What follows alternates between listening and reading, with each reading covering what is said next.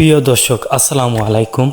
বরাবরের মতো আমি নতুন একটি ভিডিও নিয়ে আপনাদের মাঝে উপস্থিত হয়েছি। যারা সৌদি আরব এবং কাতার ভাষা নিয়ে চিন্তিত তাদের জন্য আজকের এই ভাষা। তো বন্ধুরা চলুন দেরি না করে শুরু করা যাক।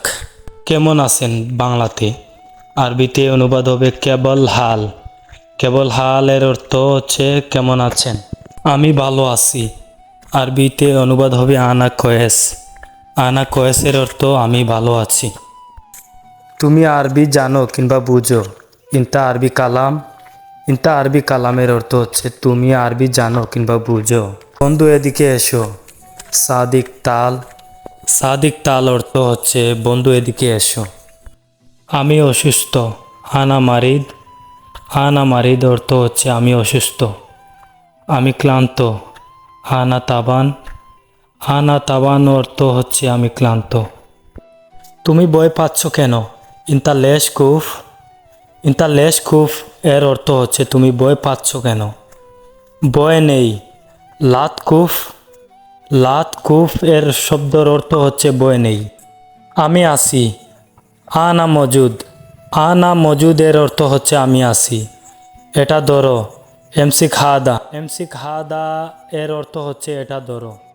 ভিতরে দেখো। সুফ জুয়া এর অর্থ হচ্ছে ভিতরে দেখো, তুমি দেখো। ইন্তা সুফ এর অর্থ হচ্ছে তুমি দেখো।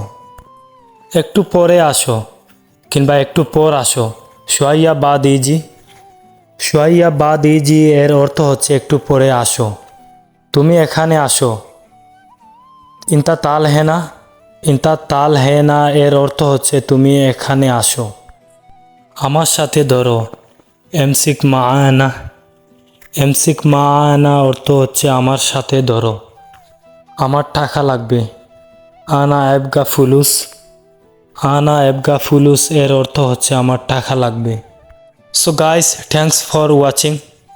যারা ইংলিশ নিয়ে চিন্তিত তাদের মাঝে আমি নতুন একটি ভিডিও নিয়ে আসব। যারা একবারে ইংলিশ নিয়ে একটু দুর্বল তাদের মধ্যে আমি বেসিক ইংলিশ নিয়ে আসব।